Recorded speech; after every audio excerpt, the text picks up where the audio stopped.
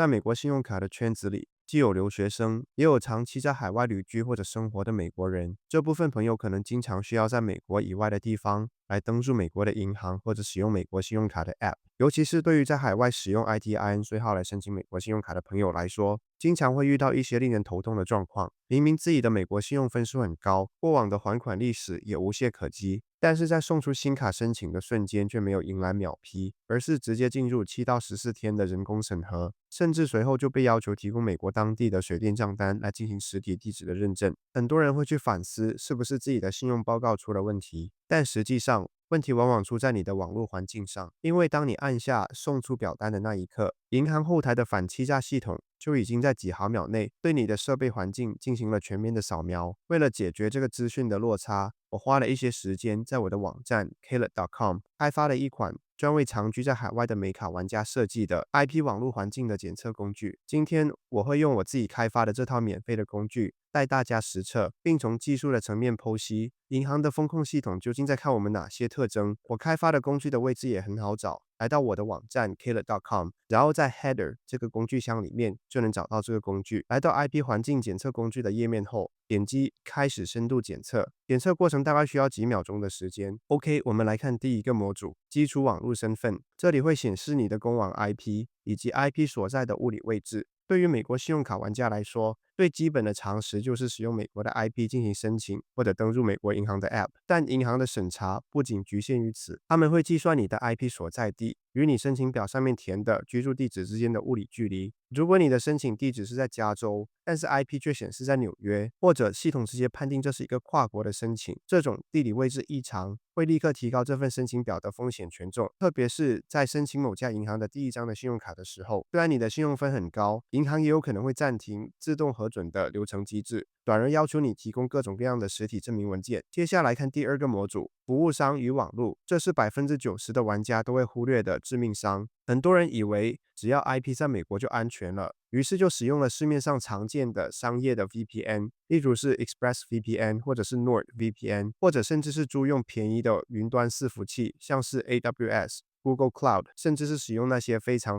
便宜的机场。但是银行的系统会立刻读取这个 IP 的 ASN， 如果 ASN 归属于资料中心或者是商业代理，系统会立刻判定这是一个非自然人的连线，因为真实的美国消费者使用的是 AT&T、T-Mobile 或者是 Verizon 这类家庭住宅宽频或者是行动网络。使用机房 IP 提交申请，在风控模型中带有高度的自动化或者伪装的特征，这对全新的账户审批是非常不利的。第三个模组是时区的防护墙，很多玩家的网络代理做得非常完美，但是却忘了一件最基本的事情，修改设备的系统时间。我开发的这款工具会抓取你 IP 所在地的 UTC 偏移量，简单解释就是你 IP 所在地的当地的时间，并与你当前的手机或者电脑的系统时区进行实时的比对。如果你的 IP 位于美东时间，但你的设备却回传到了亚洲时间，这种时区的冲突是判断用户使用代理服务的铁证。在进行任何的金融操作前，确保设备时区与连线的节点完全一致，是降低系统误判的必要步骤。第四个模组非常关键，设备指纹与隐私。这里包含了2项许多 ITIN 玩家平时根本不会留意到的底层泄露的测试，也就是 IPv6 和 WebRTC 的测试。首先是 IPv6， 目前许多人的本地网络已经是 IPv4 和 IPv6 双 IP 并行的了，但很多旧的设备或者设定不完善的代理工具只能接管并隐藏你的 IPv4 的流量，结果就是当你访问银行的伺服器的时候，你的真实的 IPv6 的地址会直接绕过代理，将你真实的所在国家的 IP 完全暴露给银行。其次就是 WebRTC 的状态，这是一种用于浏览器点对点通讯的底层技术。就算你挂了最高级别的代理，如果你所用的浏览器没有针对 WebRTC 进行防护，目标伺服器依然可以透过 STUN 的请求强制抓取你路由器后方的真实物理 IP。如果我们的工具在这2项的测试中亮了红灯，这就意味着你的代理形同虚设。在这种状态下去申请美国的信用卡或者登入美国银行的 App， 非常容易触发银行的安全阻挡机制，特别是如果你刚同银行建立关系，一下就出现了这种问题，那么银行马上就会对你进行风控，或者是要你提交各种各样的认证。我的老观众应该都知道我在说的就是 Capital One。最后，我认为我开发的这个工具最具价值的地方就是提供了 IP 的测试分数。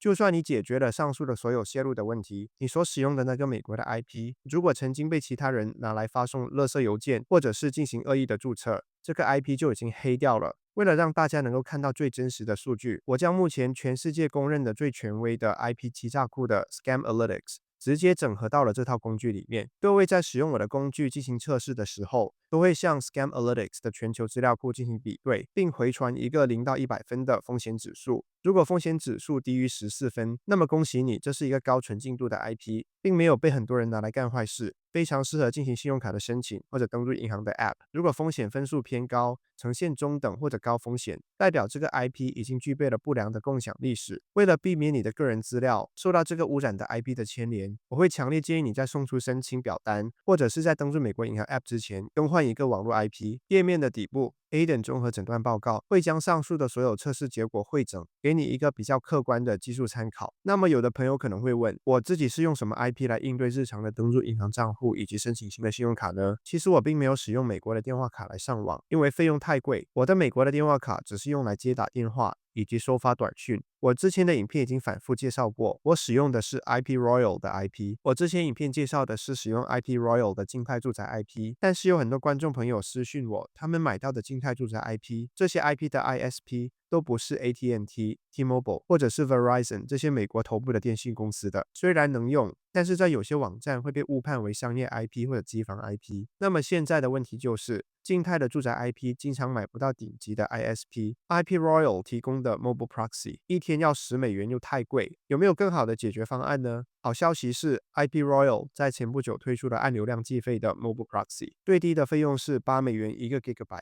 有效期是1个月。对我们这些日常只是使用美国银行的 App 或者申请美国信用卡的人来说，1GB 的流量对我们来说足够了，甚至可能是在月底的时候还有很多流量的剩余。IP Royal 在推出了按流量计费的 Mobile Proxy 的 IP 之后，我自己也购买了，我购买的也是1GB 的。购买之后，我们来到 IP 设置的页面，因为 IP Royal 提供的 Mobile Proxy 的 IP 可以选择全世界的 IP， 但是我们只选择美国即可。我们还可以进一步选择特定的州以及城市。假设你申请美国信用卡的地址是在纽约，那么就要选择纽约的 IP 来登录。假设你申请的美国信用卡的地址是在加州的洛杉矶，那么就要选择一个 LA 的 IP。Rotation 这里是指你的 IP 需不需要自动轮换。这里我建议选择 Sticky IP， 中文翻译的话大概可以叫做粘着性的 IP。这样的话，我们就可以把 IP 变动的时间掌控在自己的手里。接下来的 TTL 这里，我认为最理想的数值是30，然后单位选择分钟，意思就是这个 IP 每隔30分钟就会自动轮换，并切换到下一个本地区的随机 IP， 因为这才是手机流量应有的特性。IP Royal 最长允许一个 Mobile Proxy 的 IP 保持7天不变，但是这对我们这些使用美国信用卡的人来说是不合理的，不符合真实世界的手机流量 IP 的变化特点。因为在真实世界里面，手机流量是会与周围的许多基站之间不断切换的。一个正常的手机流量 IP 不可能7天才换一次。银行虽然对手机流量的 IP 比较放心，但是如果一个手机流量的 IP 连续好几天都保持一模一样，银行的风控机制一下就能意识到不妥。所以 TTL 这里请选择30，然后单位选择分钟，这是比较理想的设置。然后其他就没有什么好说的了，配置过程我就不在这支影片重复演示了，不懂的朋友可以去看我之前那期讲解 IP Royal 的影片，里面我就展示了各种各样的设备系统的配置演示。接下来就来演示一下我设计的这款 IP 检测工具究竟是怎么运作的。首先，我刚才买到的 IP Royal 的 IP 是西雅图的，那么我就需要把目前使用的这台设备的时间改为西雅图，也就是和洛杉矶同一个时区。在连上了 Mobile Proxy 的 IP 以及设置好时区之后，我们就直接来到 IP 检测工具的页面，点击进行深度检测，等待几秒钟之后就会有显示结果。这里我就不加速影片了。如果一切检测项目都合格，那么顶部就会是绿色的提示，各位可以看到我的 IP 已经是西雅图的 IP 了。ISP 是 T-Mobile， 时区也没有任何问题，因为西雅图和洛杉矶是在同一个时区。我在设计这款工具的时候，只要时区是一致的，系统就会判定没有 UTC 的偏移。我的电脑已经禁用了 IPv6，所以 IPv6 也没有发生泄露 ，WebRTC 也没有任何问题。这就是一个标准的可以用来登入美国银行的网络环境。正如影片刚刚提到的一样，我把 Scamalytics 的 IP 评估分数也整合到了我的工具里面，这里也能直接看到这个 IP 的危险分数只有8分，也没有什么问题。最底部就是我的综合诊断报告，有哪一项出问题的话，系统会在这里提醒大家。最后，免责声明：本期影片所介绍的工具和检测结果是基于公开的数据模型所进行的客观技术分析，仅供教育和参考用途。我开发的这款工具并不代表任何金融机构或者发卡银行的官方审查标准，也无法保证任何信用卡的最终审核结果。发卡银行的决策会综合考虑个人的信用分数、财务健康状况以及当时的内部政策。希望这支影片能帮助大家优化自己的网络环境，减少不必要的审核麻烦。